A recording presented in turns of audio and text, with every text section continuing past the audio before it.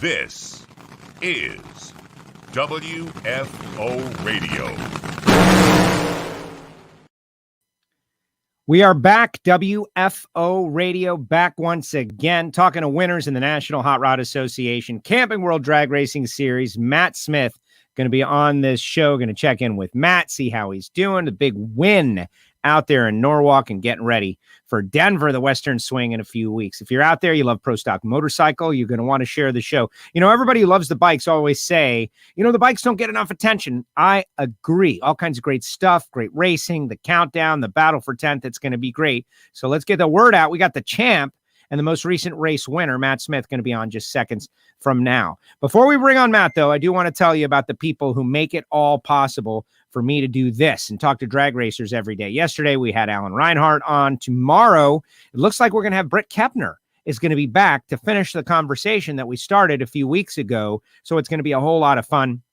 And maybe even connect with Ernie Francis Jr., who won the SRX race. That's not definite just yet, but that's why you got to subscribe. You got to click the bell and never miss a show, because you just don't know what's going to happen on WFO Radio. You remember the whole Kyle Larson win streak started right here on WFO Radio. The people who make it possible: Total Seal Piston Rings. There's one. TotalSeal.com, leader in ring seal technology. Total Seal is in a lot of engines out there. They help reduce friction. They can help you with the rules that you're working under and abiding by the rules, but still getting maximum horsepower. Got a new episode of Hidden Horsepower on Friday from Shaver Competition Racing Engines out there in California.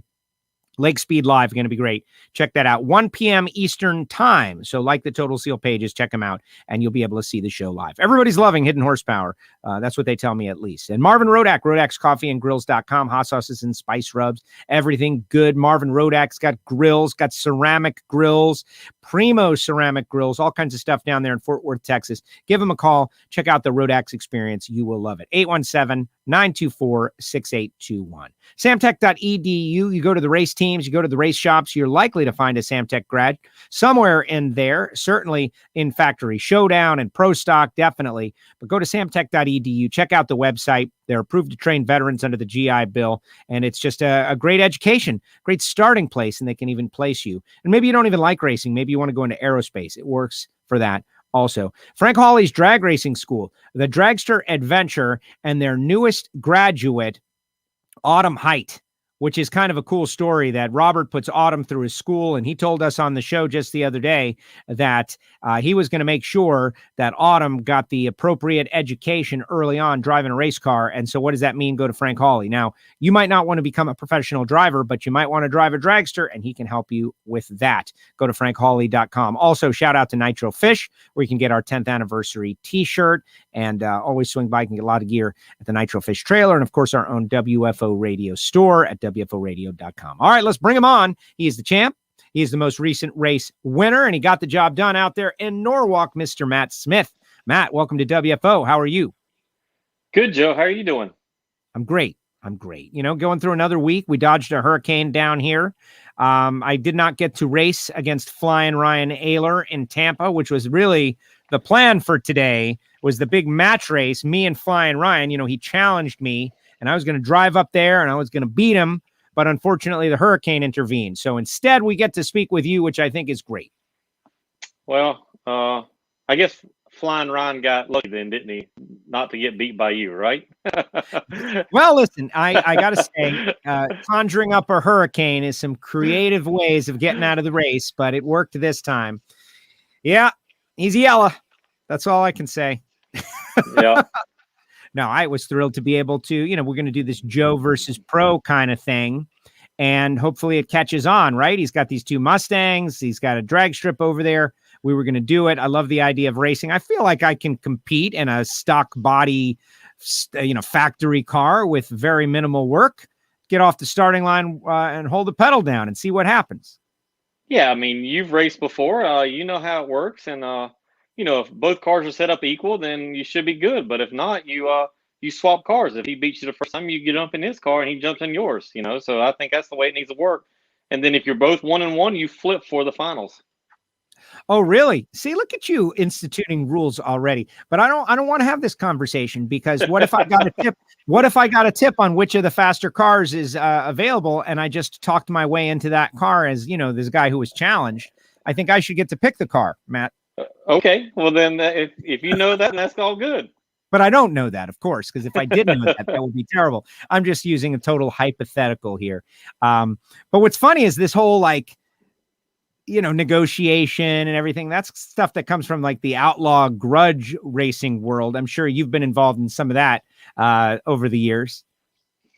Yeah, I like to race, fair and heads up as much as we can. And if somebody has an advantage, they need to be helped a little bit. And I've always been about that. I mean, we work hard in this shop to get a little bit of performance advantage, and we have really good power. But in the grand schemes of things, to make the class healthy, to keep everything going, everybody has to be competitive. And I feel like as long as every brand is within 300 to 400 of each other, then we're all competitive. If not, help somebody out a little bit. And that's kind of what happened this year. They helped Suzuki's out with giving them, some stuff to catch up to the V twins, and I think they've done a good job at it. They might have given too much, but that's hearsay. We'll wait till they actually show all their hands and then maybe pull them back. Well, exactly. And this is something, ProMod and your dad, there were some rules changes, and they've changed some rules changes now to allow that auto shift back. And it's never just going to freeze, right? Like, I think the days of set the rule and let it go and never talk about it ever again, I think those days are over if you're talking about multiple manufacturers. And Top Fuel and Funny Car, they don't have to worry about that stuff. Everybody's driveline is pretty much the same. But in Pro Stock Bike, where you've got multiple styles of engine competing against each other, Pro Modified, Factory Showdown, there's going to have to be constant monitoring of all of these things. And I'm frankly used to it. You just said you feel pretty comfortable about the way it is right now. So what more do we need? Yeah, I mean, like I said, as long as they I know they got some fast stuff. Steve Johnson went 72 this year already. Angels went 202 mile an hour in Suzuki. So I really think that if Angel put Steve's front half package together, she'd have the best bike out there. But right now she hasn't done that, and Vance Nines hasn't figured that part of the equation out on their motors. Steve's obviously figured it out for his combination, but Steve can't run the back half numbers that the Vance Nines motors can. So, it's a little give and take right now, but if they all put their heads together and they get the same package, they'll definitely be faster. And I think NHRA had to pull them back, but that's NHRA's job to do it. And we're going to keep trying to win races as much as we can. Exactly. We've got people checking in out there on the social media. Jim saying good morning. And Midget Man 34 went to the Saucon motorcycle event today. Were you there? He wants to know if you were there. No, I was not there. I'm in the shop working hard. Me and Angie's in here. We're trying to get ready so we can leave for Denver next Tuesday. As everybody knows, Denver's a total different deal for us. Pro Stock Car's not there this year for the first time, I think, ever. And, you have to change a lot of stuff. Typically in the past, we've built some new motors for Denver to try some different stuff. But right now we are currently running our existing motors that we run everywhere. We just have to do a lot of tuning changes, gear ratio changes, and that's the biggest thing that you have to do. There you go. Blake saying, what's up? Monica checking in. Everybody pretty much checking in. If you guys got a question for Matt. Matt's always been very open and honest, and we hear about those gear changes in Pro Stock. I know they got to pull second quicker than anywhere else on the tour up there on the mountain. I would imagine it's the same for you. Same for us. Advantage that we have is, Pro Stock car only has 5 gears. We have 6 gears. So, we rev quicker, we rev faster, and we turn them higher. So, that's the key to running at Denver is you have no air up there. So you have to leave higher, you have to run higher RPM, and it normally tears up a lot more stuff than normally, where we run everywhere else. But it's one race a year, and the Bandamiers, it's a beautiful facility. I love racing there. I've won there 2 times. I think we set the track ET and speed record there last year, qualified number 1. So I'm looking forward to it. I'm looking forward to going back up there for the challenge. Or 2 years ago, let me put it that way. Well, right, because we didn't have one last year, and isn't that funny to say? I'm so thankful that we're back and we're able to enjoy these races and to go to these places that I didn't get to go to last year, and they didn't get to see us either. And so I'm expecting to see a lot of great race fans I've heard great things about what's going to be happening out there in terms of the crowd and all of that. But we got to go back to Norwalk and talk about some of the great things that happened out there. Like, for instance, when you have a full field or more good quality bikes than you do have positions, it makes qualifying very fun. And I can tell you as a spectator there, up close and personal, watching you guys go back and forth with the low ET and qualifying runs of the session, that was fun stuff, man. That's what it's supposed to be. And the rivalry that came down to the final round, that was a race all through qualifying, you and Steve Johnson. That made it fun. Was it fun for you? Yes, it was definitely fun. Me and Steve have had our differences. Everybody knows that. What a lot of people don't know is I helped Steve Johnson years and years and years ago before I even started racing Pro Stock motorcycle. He raced Slick 50 Suzuki, and my dad was sponsored in Pro Stock car by Slick 50. And I kind of hung out with Steve and helped him with some stuff back in the day. And, he's probably one of the ones that drove me to want to race a motorcycle. I definitely looked up to John Myers and Angel and Dave Schultz back in the day, but Steve was actually the one that I could actually go over there and put some thought in and try to help improve their program back then. And, honestly, I think I really helped this program over the last couple of years. I mean, the whole hobby, pro racer to hobby thing, it wasn't a slap to him. It was just basically telling the world what goes on out there. You have people that race full-time, and you have people that race part-time that have a normal job. And that's what I called a hobby racer. And basically, Steve Johnson took that to the next level and actually got up from being a hobby racer and started working on his own stuff and teamed up with Chris Mayhay, from what I understand, Pro Stock Car, to help him with his motor program. And now look at what they've done, So if I wouldn't have said that to him, Steve might be in the same situation he was 2 years ago. He'd just be cruising along out there. But I feel like maybe I helped him get to the next level. I'm not taking credit for it, but he's worked his butt. Him and Jock have worked his butt off to get where they're at with help from McGahey. And now they are definitely a contender, especially with the new fuel and the new motors out there. Well, exactly. And we've talked to Steve about it, and that as a motivational moment, right? Like motivating you. Sometimes a rival will motivate you more than you can motivate yourself, that burning whatever it is. And that definitely annoyed him, but it definitely sparked something. And look at him now. Like, those guys they're quick. They won a race. They made a final round of the next race. And I think you're going to be dealing with Steve Johnson all year long. But there was something said, and I think you answered it here, and I appreciate it. Like, if Steve and Jock were on the side of the road with flat tires 10 miles outside of Denver, and here comes Matt and Angie along, and you see it's them, do you stop and help? Yeah, I mean, we're definitely going to pull over and help them. I mean, as a pro stock bike community, I think we would all help each other any way we can to get to the race and all that. Now, maybe if it's at the track, I might not help him, whatever, because he's already there. But the simple fact is, when somebody's in need to get to the track because they have to fulfill their sponsor requirements and show up for the race and do all that stuff, that's how they make money. That's how they get there. If they can't get there, then it hurts our class and it hurts them too. So I'm all about getting people there and all that. But when we get to the track, we're focused on our team. We have 4 bikes the majority of the time. And, at Norwalk, we qualified all 4 bikes in top 9. Almost had all of them in the top 8, but slid down there in the last qualifying session, and Scotty got bumped to 9th. And, we got a good team. We've won 3 out of the 5 races this year. I've won 2. Scotty's won 1. So I think we have the best team out there, and I know the target's on our back, and it's only a matter of time before, some more people step up to the plate. And we're waiting for them. We're ready for the challenge.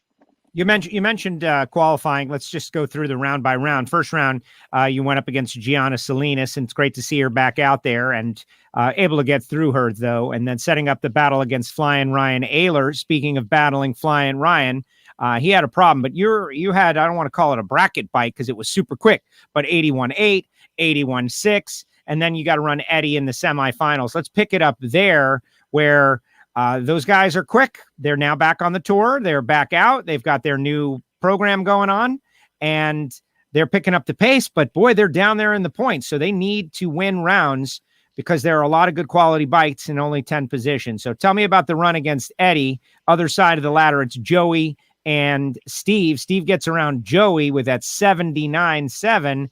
You get around Eddie. Yeah, we got around Eddie with, I think, an 80 with a 0. Yes.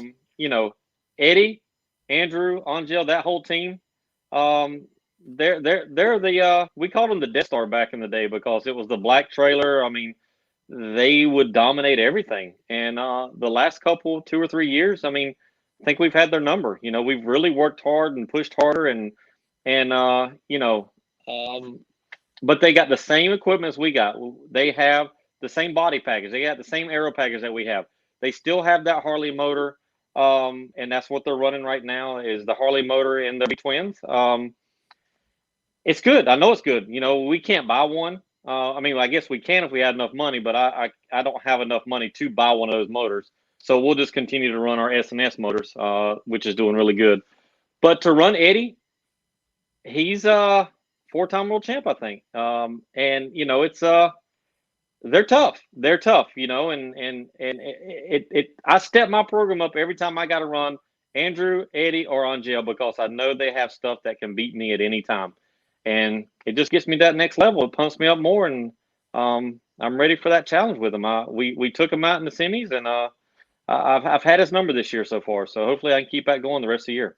Well, it's going to be a long year. And I was looking at the points just yesterday and thinking about those guys at the bottom of the top 10, and Jerry's on the outside, and you got Corey Reed on the inside. Boy, it would be a big deal if they could, you know, make the top 10, and that's what it's supposed to be about. So there's a lot of exciting matchups that are going to come down. But I think because of all the history that you mentioned with the hobby racer stuff, like, boy, has anything been milked more than the hobby racer comments? But here it is in the final round. There's Steve. He's back, and he's fast, and he wants to win, and he's got the new cylinder head, and they've made the most of it. And talked to Jock, and Jock is like new lease on life. Like that guy's in another world, just being on the world, right?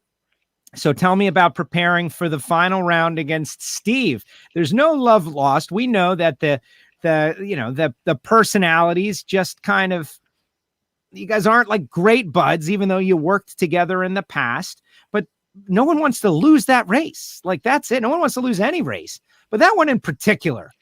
Tell me about your preparation, and you had to step it up. Like he had been outrunning you and you needed to find some performance. Yeah. Well, I mean, he'd been outrunning us a couple hundreds, and we narrowed it down to about 3,000ths, you know, for the final round.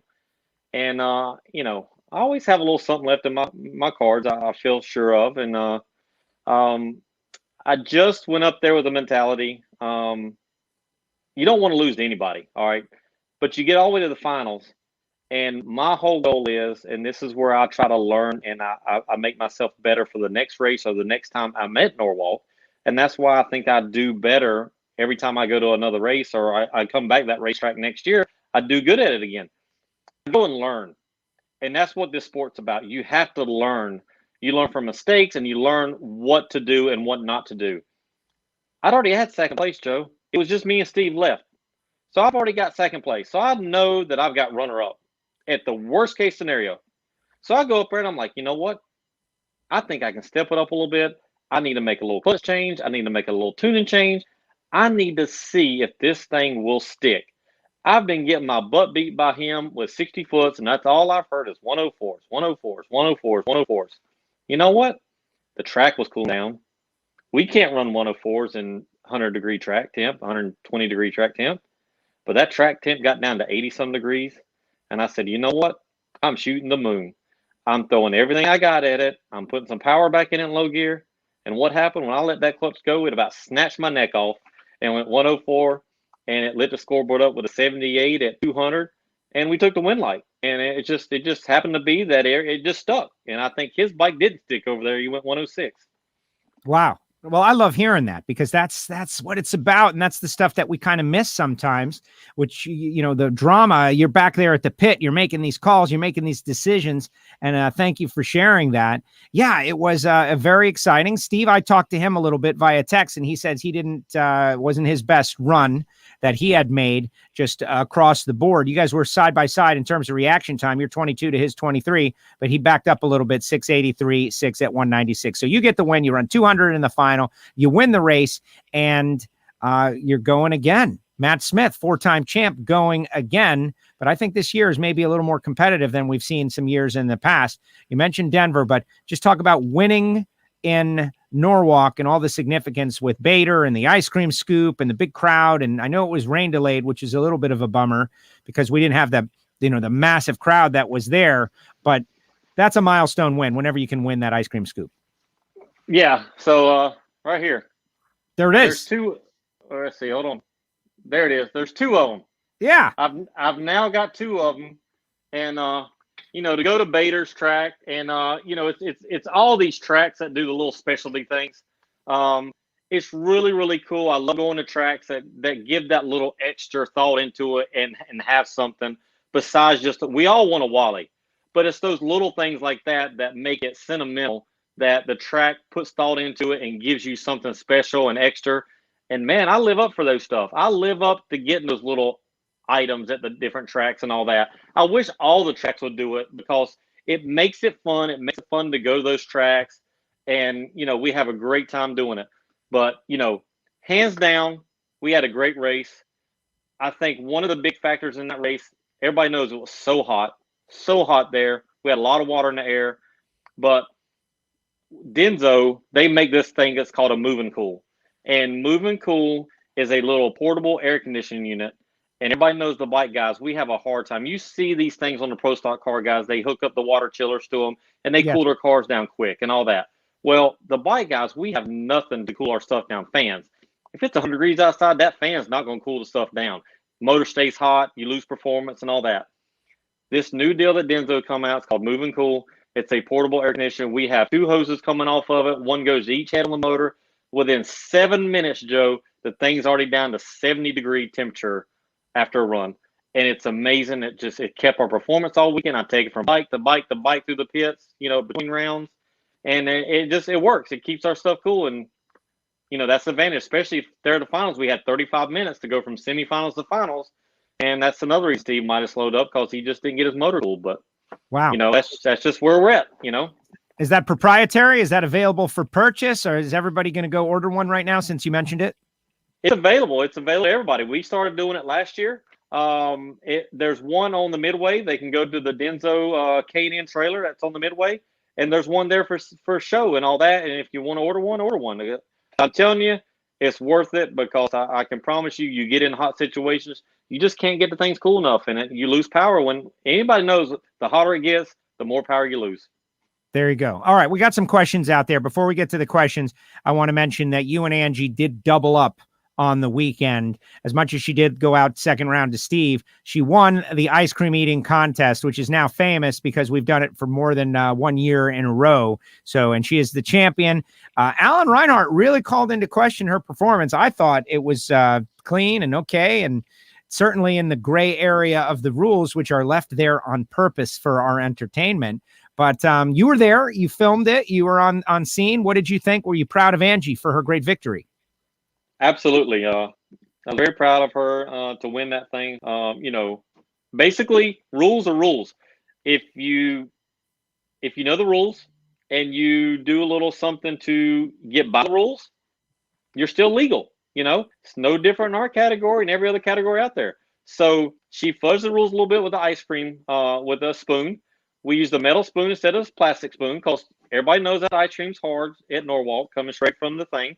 It's nice and cold, hard, and those plastic spoons will break and they don't dig in.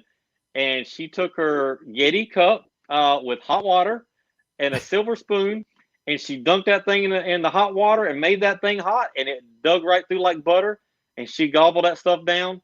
And the last time we won together, she won Vegas and I won the championship, and we double up again, and she won the ice cream contest and I won the race. So we're up for the challenge for both of us. Whenever they want to do contests, we'll both get in it somehow or another.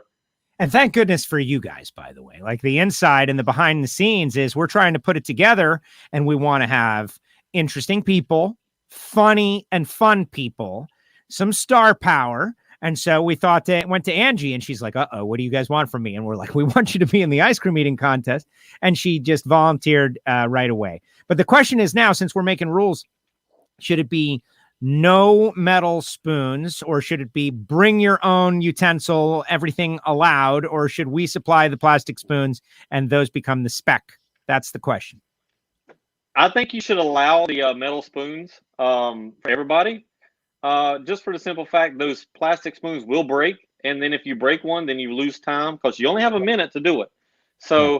I would just say let everybody use the metal spoons, and they just have to gobble it up. You got a minute to eat all that stuff. So well, the funny thing is, I don't understand how 1 pound of ice cream, we went to the scales after that, and her bike was 3 pounds overweight. So I guess 1 pound of ice cream goes to 3 pounds in the body. So it's pretty funny that way, but all in all, it's a good deal for her, and she come out the victory. I was excited when she, qualified well and everything, because I told her, it's like, hell, if you missed by 1,000, it's our fault, right? So you need to qualify. People want to know, like Roger Richards, why isn't that spoon on the trophy shelf? Yeah, that is a good point. A little creative thinking. People like it. Bring that scoop next year, and Angie can use it as a spoon, because she will be defending her title next year. That's part of the deal. The champ, as Jim Campbell did. And next year, I think we're going to have to weigh out the ice cream. Campbell was right. He seemed to get a little bit larger portion than everybody else. But what are you going to do? All right, serious questions now. Jim wants to know, can't imagine how fast Matt would go on a 4-valve Suzuki. A lot of people are asking, what about a Suzuki Matt? I know you've just refined this program so well, and they want you to get off it and do something different. I think you need to ride this until it stops working. But I know you're thinking about what the next combination might be down the road. Well, we're going to run a Suzuki before long. I don't know about this year, but we have one that it's supposed to show up here Saturday, and we're going to start working on it. And we're going to try. We haven't decided which way we're going to go with either the Vance Nines head or the Monstar head. I've talked to both parties, and can't quite get an answer out of one of them. What I want to do, I want to be able to work on my own stuff. I don't want to buy something and I can't mess with it. So right now I'm talking with Eddie and Terry about, getting one of their heads and me being able to work on it also at our shop here. Because, of course, we have an engine dyno, we have a chassis dyno, so we want to make stuff fast. And my goal is to make a Suzuki faster than our V-twins and go out there and prove to the world that we can do a Suzuki also. Everybody thinks that we can only run V-twins. I can promise you, hands down, if I had the money behind me to run a Suzuki, I would be faster than our V-twin stuff with what's out there right now. Hands down, 150%. I'm telling you right now. But there's people out there that's talked to me about running Suzuki. I'm going to do it. It's just going to take me a little bit more time with not having a budget to do it, because I'm going to do it out of my own pocket. But I'm going to prove to everybody how fast it is. But if somebody wants to come in and give me some money to prove to that, I will gladly do it. And I promise you, you won't regret it. Wow, I love that. I love the swagger, and I like the fact that you want to do it, and that's what people want to see. And I'll tell you about that in a second, but like Derek mentions, the last time you were on, you were talking about the Cyclone 17 fuel, or we talked about that a little bit earlier in the year. Have you had a chance to check that out? Have you gone down that road, and has your opinion evolved at all? Our team is the only one that's not running the Cyclone fuel. Every other pro stock motorcycle team out there is running the fuel. That's where everybody stepped up. Everybody stepped up and kind of caught us a little bit. They haven't gained horsepower from working on their stuff. They gained it by pouring that stuff in. We've poured it in. It's 7 horsepower better. We've rented the track, testing. It's faster. I don't need to run that stuff yet. Just telling you right now, I don't need to run it yet. When I run it, everybody's going to know we're going to run it. So wow, that's my thought on that. And you'll know when we run that stuff, because you'll go faster. We're going to go faster. Wow. All right. I listen, I like it. And this is, I have no doubt that this interview will be played in all the shops of everybody that are the players. Well, that's just part of it, right? Like I should have asked them to submit questions for you, right, Matt? But no, you're putting it out there. You're chasing another championship. We're going back into the countdown. It's going to be great. And I think right now where the category is, we got a lot of good riders, we got a lot of good bikes. It feels pretty even right now at the moment. What more could you ask for? Yeah, I mean, you can't. We the Suzuki's running good. The Harley motors are running good. They're separated now. I call them Harleys. The Vance Nines motors. They're running good in the V twins. And our SNS motors are running good. So we are all running within 300 to 400 every race of each other. So I do think it's pretty fair right now. I still, in my back of my mind, if they ever got on Jill's bike straightened out to where she could go A to B straight line, all the ship points, and had the tune up in it right, she would go 400 to 500 faster than anybody else out there. Period, hands down. I just know it. I see the back half numbers, and I know what they can do, and they just haven't done it yet. But right now, we're all equal, and that's why I'm so interested in making a Suzuki run, because I want to show everybody how fast those things will go. I know there's a lot of people out there that love Suzuki Nation. There's a lot of people that love V Twin Nation, and to me, I don't care which one I'm on, as long as I have a chance of winning races and I can go fast. And that's kind of where I'm at. No, I like it. And one more thing. Some people ask me, well, how do you know who's running what fuel, what not? Cyclone 17 is a red fuel. The SR18 is a yellow fuel. When you go to fuel check, we have clear cups at fuel check. So every time somebody gets their fuel out, everybody knows what fuel everybody's running. So that's how the colors are different. Got it. Well, that's great that you anticipated that question. Like, how does he know? And now you know. Now, we had a guy yesterday asking about, you mentioned Suzuki Nation, right? And we were talking pro stock, and I think his name was Mark. It was Mark Watkins. And he said that, but you can't buy a Buell, right? Like, where's the dealership? Suzuki is a real bike. And so a lot of the conversation that gets bantered about in pro stock, like, oh, the cars aren't stock enough. There's nothing stock on a car.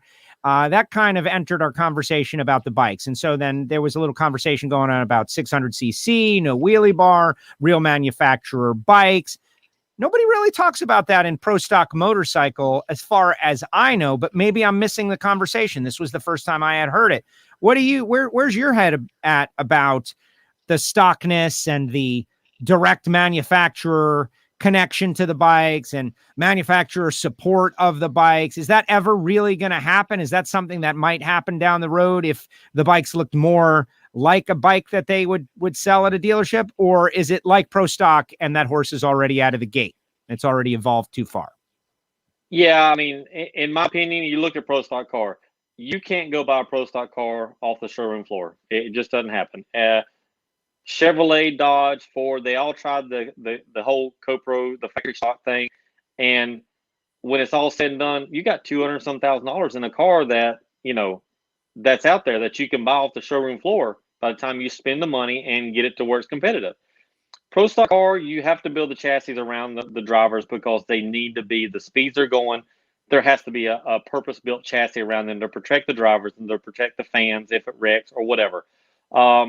They just mimic the body styles because they're limited on the wheelbase and all that. So I think they've done a great job of making those cars look as close as they can, especially without the hood scoops on them now, as to what a factory car would look like. I think they've done a great job.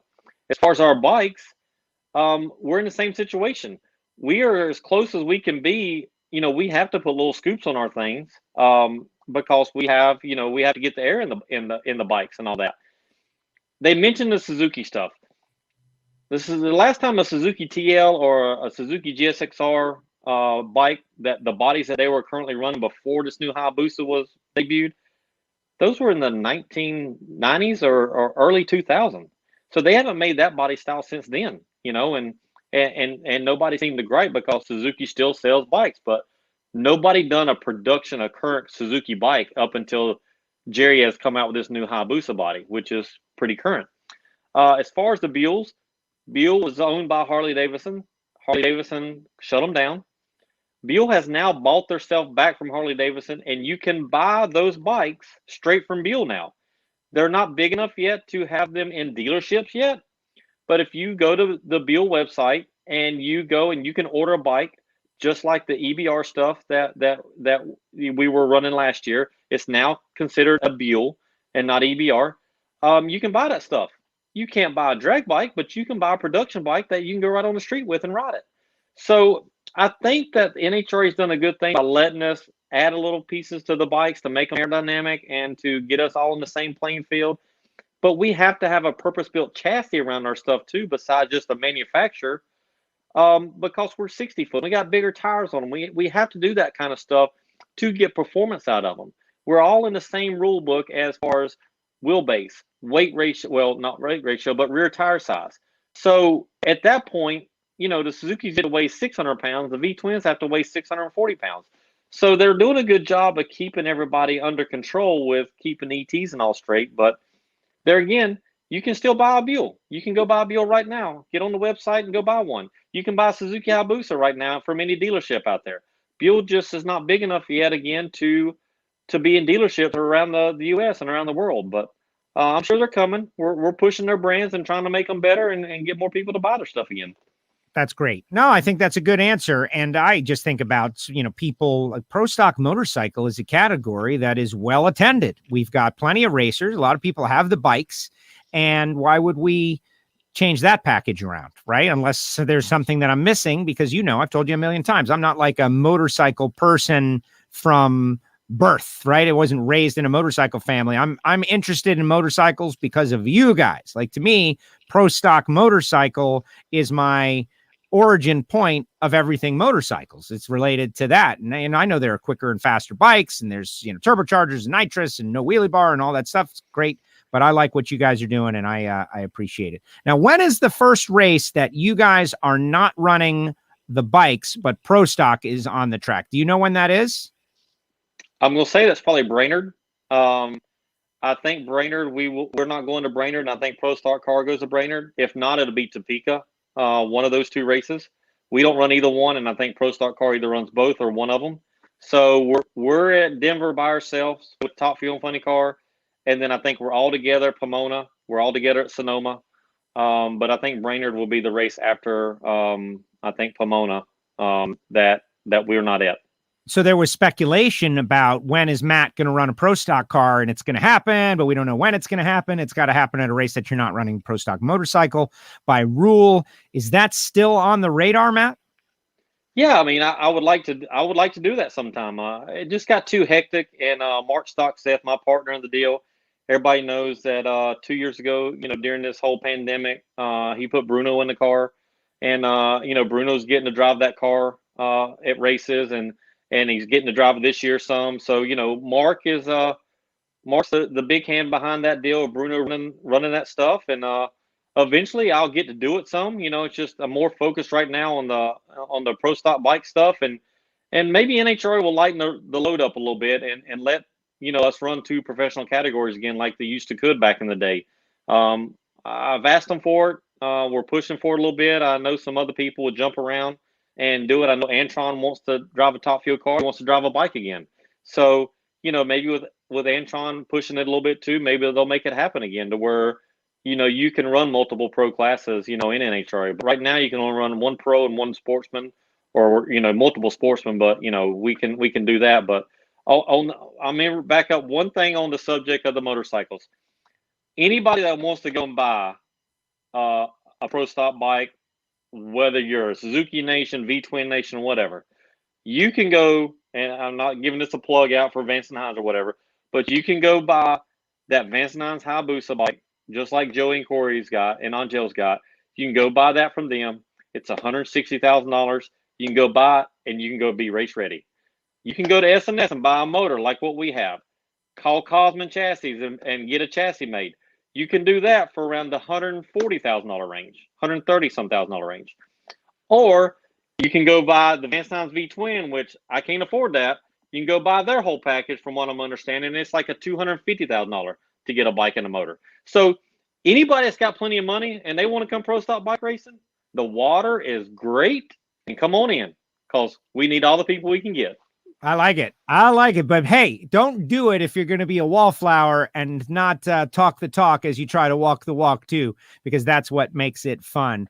Matt, any final thoughts for the audience out there as you head into this weekend. I don't know what you're doing this weekend. Next weekend, of course, we're all headed to Denver as the Western Swing begins. I'm looking forward to it. But 4th of July, what'd you do? And what do you got planned for this upcoming weekend?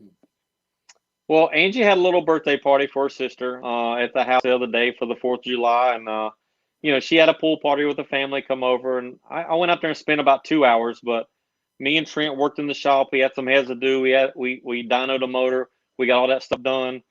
Just preparing kind of a new piece for Denver for me to run and try and see if it's any better. If not, I'll put my regular stuff back in. But I'm just working all week. We got a lot to do to get ready. We were originally going to have 3 bikes at Denver. Now we're going to have 4 bikes at Denver. I can't tell you who the 4th bike's going to be. It's going to be a surprise. Somebody new to our camp. But they'll be on the 4th bike at Denver. And, just hard working here in the shop, just working away and getting stuff going. And, that's about all my life is right now. Is just our downtime is during the winter time, to where we can actually do something and relax a little bit. But we're nonstop trying to keep this team rolling. Professional racers, professional race team. I love it. And I'm excited. What about your dad? What's the, I saw that there was a rules change with the automatic shift in Pro Mod. I know he had been lobbying for that. And after I got a kind of a walkthrough about why that makes such a difference with the nitrous cars in particular, it looks like NHRA is agreeing and he'll be able to have some customers back out there. Are we going to see him a little more often now? Yeah, I still think his next race is going to be Indy. I don't think he'll go to Brainerd. It's 21 hours from here to Brainerd for one race. I don't think he'll go there, but he's currently up in, I'll let it loose, I guess. He's currently up at Bickles picking up a brand new car. All right. And it's not a nitrous car. And so everybody's going to see what that is before long. And he took one nitrous car up there, and he's coming back with a different manufacturer, or different, not a manufacturer, it's still a Camaro, but it's a different power plant in it. And he's going to be racing it some. I don't know if he's going to race NHRA this year with it, but he's gonna race it somewhere around here, and if it does good, he'll run the NHRA toward the end of the year with it. But I think he's excited about that, and we'll see what happens. All right. Look at that. Matt Smith breaking rules, going against the not keeping secrets for family members, just putting it all out there. I love that. And while we're on it, hey, family member, Scott Speed, the SRX series. First of all, he had a very eventful race. Yeah, he was in the mix. And I can't help but watch Scott and think about you guys. Like, that's the Smith family out there racing together. It was close. Yeah, he was beating it up with that guy the last I thought with 4 laps to go, they ran 2 or 3 laps just side by side, pounding on each other. And I was like, this is going to be good. I mean, it was a good race. I wish it could have lasted all the way to the last lap, but Scott got loose and ended up finishing 3rd. He stayed on the podium. But, man, what a race that was. I was really excited. It's a good series.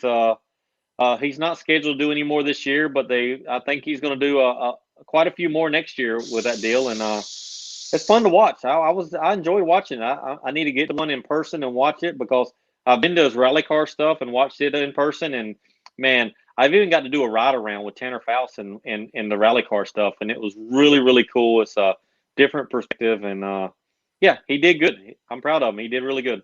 So let me ask you: when you guys go race at where are we going? St. Louis. They've got the go-kart track inside the road course over there. Everybody says that you're the guy, like you're quicker than everybody and you're the guy, right? What happens when you race against a guy like Scott Speed, who's like a karting champion, former Formula One guy? Can you hang with him, or does he extend beyond your abilities? Scott taught me some stuff back in the Red Bull days of running go-karts. He took me to PRI when they had the whole go-kart thing on the parking lot, and he taught me some things there, and I did really good down there. And that's how I'm as fast as I am on the go-karts now, is because of Scott Speed.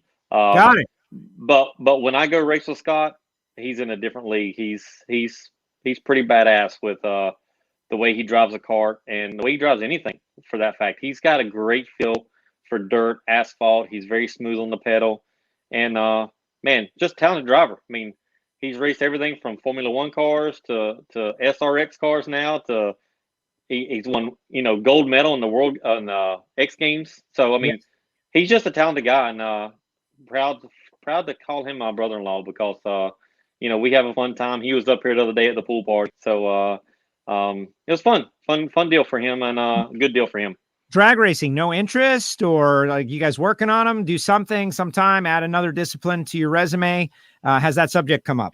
Nah, I'd kick his butt in drag racing. I help him a lot with the rallycross stuff. Of they flash the lights in green, and we've told them where they need to change their clutch stuff and gear ratios, and they've adapted the Subaru stuff's adapted that pretty good, and it's made them a lot better with that rallycross stuff because the first part is drag racing, and then the rest it's just all rally stuff. So Sure. we've definitely helped him get there. But yeah, I'd love for him to get on the bike one time. I think he laid a street bike over one time, so he doesn't ride two wheels very good. He sticks to four wheels. I get it. You don't have to balance like that. That part of it, right? You just strap in and hope everything works out. Hey, Matt, great conversation. Congratulations on winning. I know this is not going to be your last WFO appearance of the year.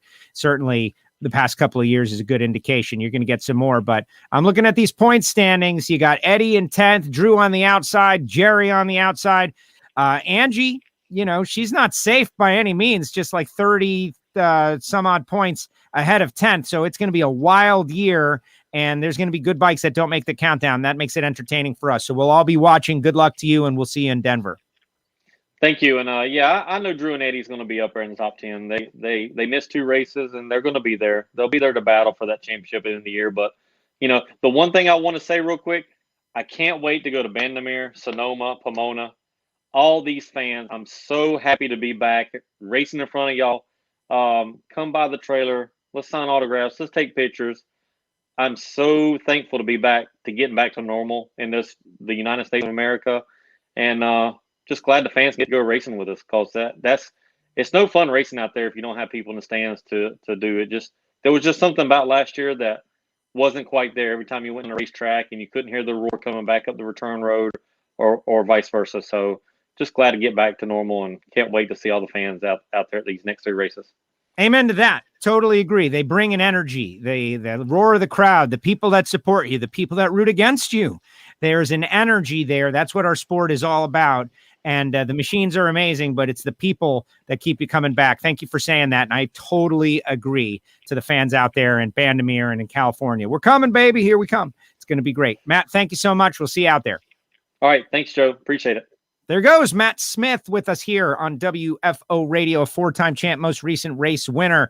And he and Angie doubled up. She won the ice cream eating contest, and he won the actual race. That was pretty cool. And boy, all the news, right? Like we got Tricky Ricky in a car with a different power adder. I'm guessing it's a centrifugal supercharger. That's just a guess. And that he's got a Suzuki coming on the way, and that he's not using the Cyclone 17, but everybody else is. So at any point, he can pick up a decent amount of performance. He used to work with Steve Johnson early on. Like, wow, what a great interview. And that's why I love, what I forgot to ask him though. Bummer. When you get a haircut, Matt? No, the hair is working. The hair is working. All right. Put your comments in the comments section, and I will read your comments. They do not have to be about Matt Smith. Tomorrow, Brett Kepner scheduled 2 p.m. Eastern time. We're going to pick up the conversation where we last left off with Brett, because it was like half an interview with Brett Kepner. So we're going to do that tomorrow. Maybe Ernie Francis, who battled Scott Speed in that SRX race. I have been contacted, and perhaps he is going to be available. We'll see, being from sunny South Florida and all, we'll get to know Ernie. It might be one of those 2 WFO in one day kind of things. And that's why you should just subscribe. Everybody just subscribe to the podcast, definitely, but also here on social media, YouTube. I put the YouTube link up there. I love when everybody watches on YouTube. It's great stuff. Not as far as the haircut goes. Yeah, not as far as the haircut goes. So we'll see. Now, while you're putting your comments in the comments section, I do want to tell you about the people who make it possible. I like to name check our sponsors over and over again, because it's about repetitiveness. There will be a time where you're building an engine and you need some piston rings. And who are you going to think of? Who's it going to be? It's going to be TotalSeal.com.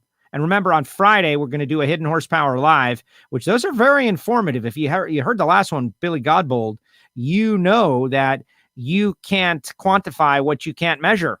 And so, like with me, with my own engine that is now coming out of the race car, I'm thinking about like machine shops and stuff. Like, I got to know what kind of tools they have. I've got to know what kind of machines they have. I got to know all that stuff all of a sudden. Think about all that I've learned thanks to Hidden Horsepower. You can too. Check out the podcast, but really it's an exercise about the piston rings. And it's not just for engines, compressors, old tractors, one-offs, antiques. They can make rings for anything. So give them a call. Frank Hawley's Drag Racing School, the Dragster Adventure, where you can drive a dragster. You and your group of friends can go drive dragsters at Frank Hawley's. And I think that's just a great program. Anything that gives you the experience that all these people have had and shows you why, like, these things are so much fun, you can't even imagine. It's impossible to quantify.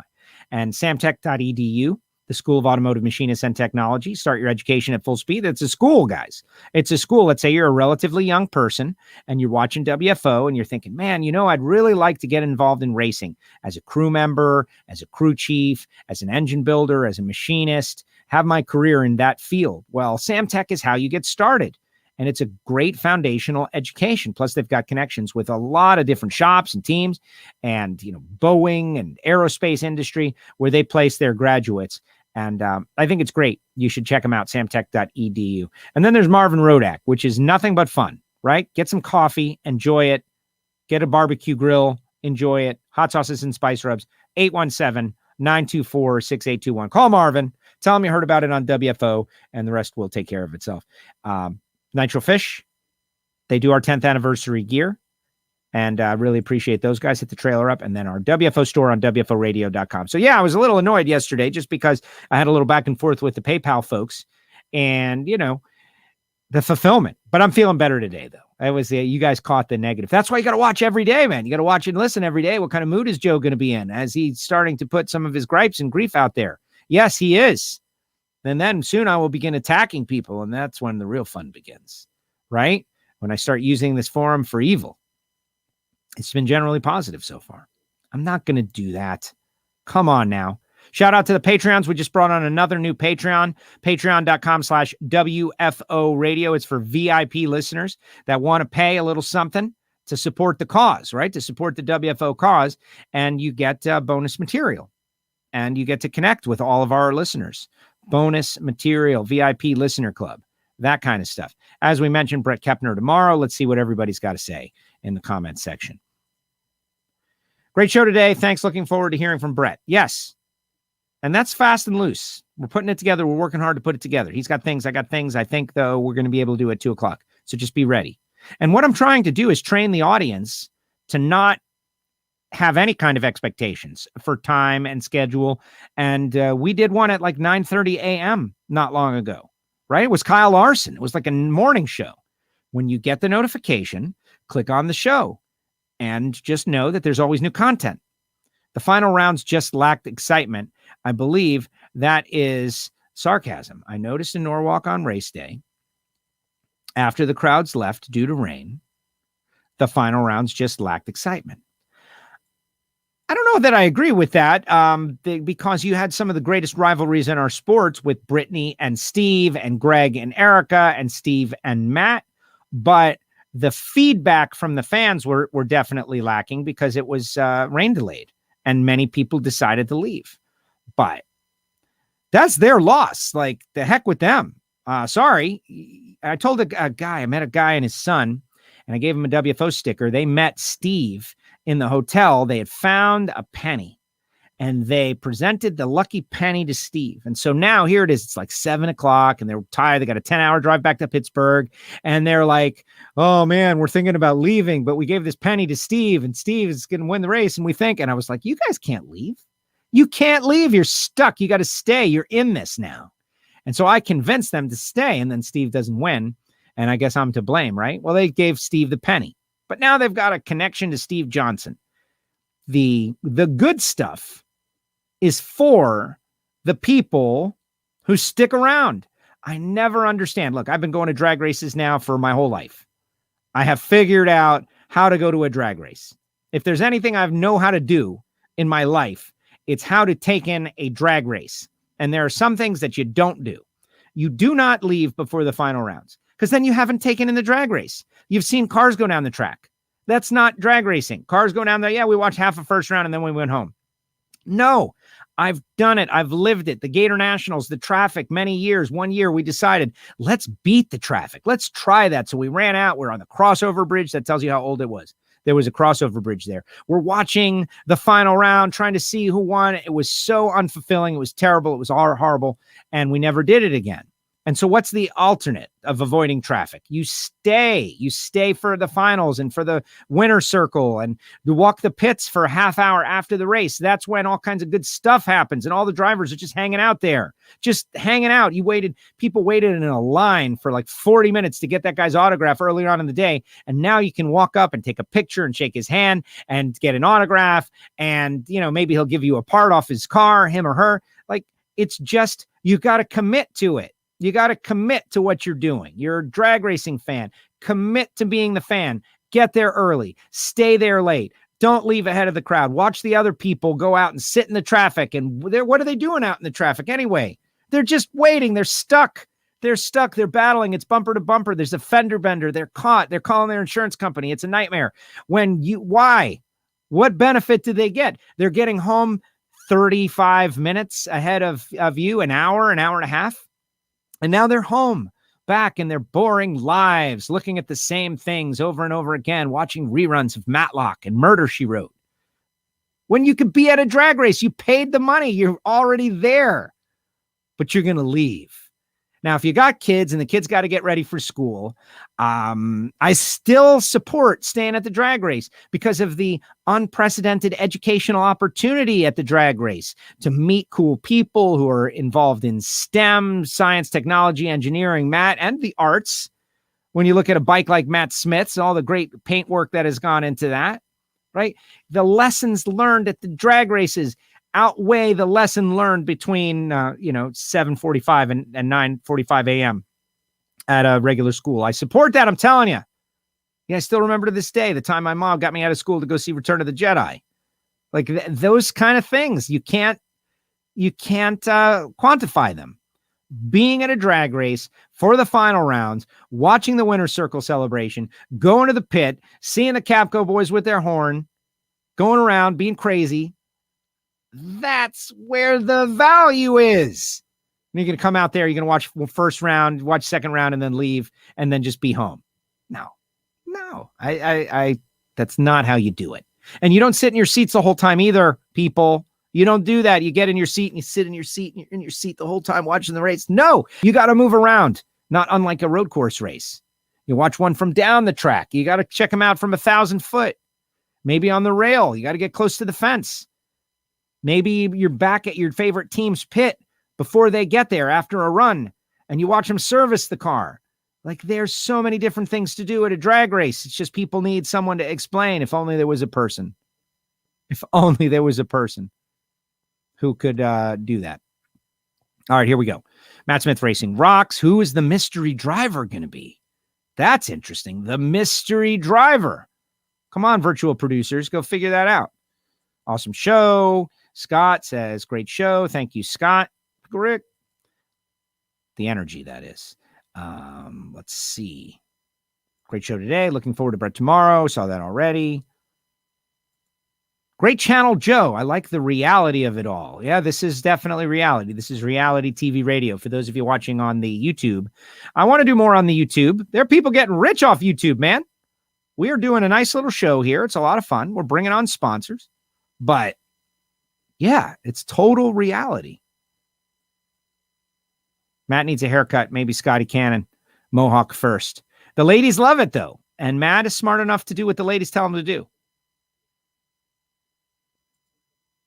Big thumbs up. Stay at the race. Stay until the traffic is gone and they kick you out. LOL. Exactly. Monica, who's my buddy, she likes Godzilla, and so do I. Tell Brett to charge his phone. Yeah, no, we're going to do a whole thing. Phone charged in advance. I'll text him right now. He might be watching. I always said you can relate life to racing, especially drag racing. All my analogies, not all of them, but most of my sporting analogies. I don't want to tell you that one, but I thought of one the other day. I think I might have to tell you. My kid never goes to school on Friday when the races are here. Yes. Hector, Jim, I thought Hector. I was like, nah, is really heck? I don't know. Jim, I don't know. I don't see that happening. Hello, WFO Joe. Will you be in Denver? Why eat show as always? I definitely will be eating. I will be in Denver. And I believe at the rest of them. Superbike Mike from Miami Hollywood Speedway. Wouldn't that be cool? All right, there you go. Good show. Now, I was just going to say like the analogy thing to drag racing. And I do the same thing. Like everything comes into drag racing. Like there's something. So, you know, we haven't talked about the pandemic and anything in a long time. And that's amazing. It's amazing because a year ago, we were doing happy hour shows and we were thinking about like, oh my gosh, is this going to end? Are we going to get back racing? What's going to happen? And now look at us. We're back. We're back through the hard work of a lot of people, like the people who created and innovated the vaccine and the people who got the vaccine out there. But now you're hearing like, oh, Delta variant, right? And so I know there are a lot of people that believe that it's all BS.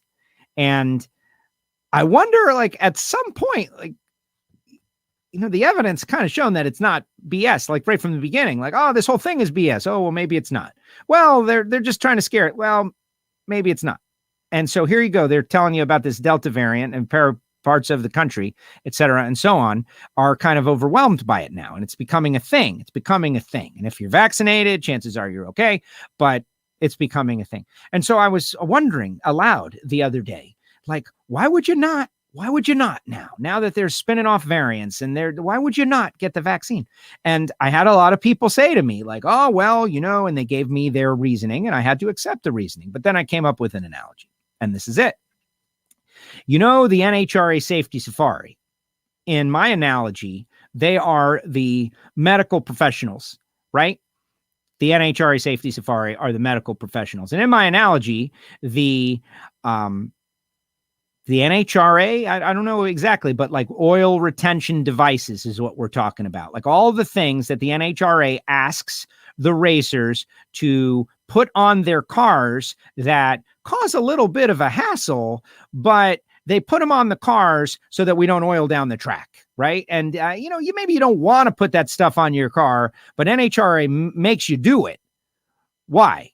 So that you're not forcing the safety safari out there endlessly to clean up oil. And it does, there's other, it's not a perfect analogy, but there are other reasons, right? Like these people who are working in emergency rooms that are healthcare workers, they just came off the worst year of their existence, like nonstop, endless hours of working and stress and horrible situations. Like we can never appropriately thank them for what they have done.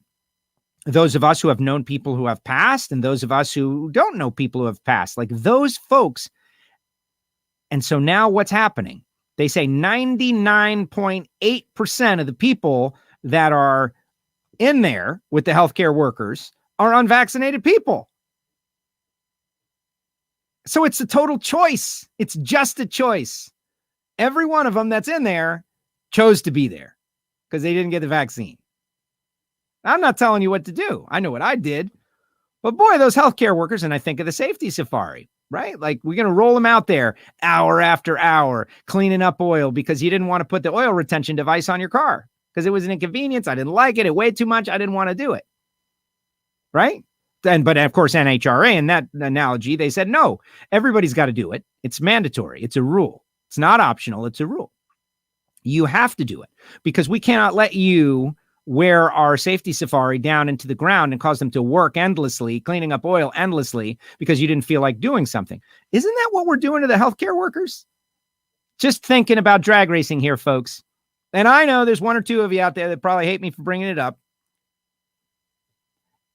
I just wonder, 99.6%? You want this thing to be over? Over? I do. I want to never talk about it ever again. That's my goal, is to just get it to the point where we don't have to ever talk about it ever again. But apparently people are, let's see. Joe, you and I have a mutual friend that will tell people it's not. Yeah. I really think that it's important to be flexible with your opinions. My bad, great show. Hope always to see you on race day. You can sign my NHRA flag of 17 years. Oh, I know this guy. What's up, Dave? Yeah, man. I love the fact that you're bringing that flag around. Are you doing a pit walk yet for NHRA? Not yet. Not yet. And there's Super Butt Mike. Not yet. But that's another element. Like the track walk is back. How great was the track walk out there in Norwalk? It was incredible. Like the most well-attended track walk in the history of track walks, I think. And really, you don't have the ability to call me on that if it's not true, because who knows? Follow me on the gram and on Twitter and wherever else. And, of course, Apple Podcasts, Spotify, SoundCloud, the audio-only podcast where you can hear Ignition. We want to build that YouTube up. People getting rich on YouTube. People getting rich. Let's start blowing up junk cars and stuff. I'm fine with it. Not really my thing. But definitely when we do ultimately battle Flying Ryan Ayler, poor Ryan. People are calling him Yella. Big Dave was like, oh, man, you guys are Yella. It's just a little storm. Now, I think that, first of all, heard from Ryan, the track is flooded out. No racing tonight at the track we were going to. So, postponed. Big thanks to Matt Smith and Angie. Really, probably more Angie for participating in our ice cream eating contest. Comedy first. That's number one. All right, everybody, that's going to do it. We'll see you next time. See you tomorrow, 2 p.m. Eastern. Brett Kepner, the conclusion of our great conversation that started early on. Maybe Ernie Francis at some point. Hidden Horsepower on Friday. We'll see you then. WFO.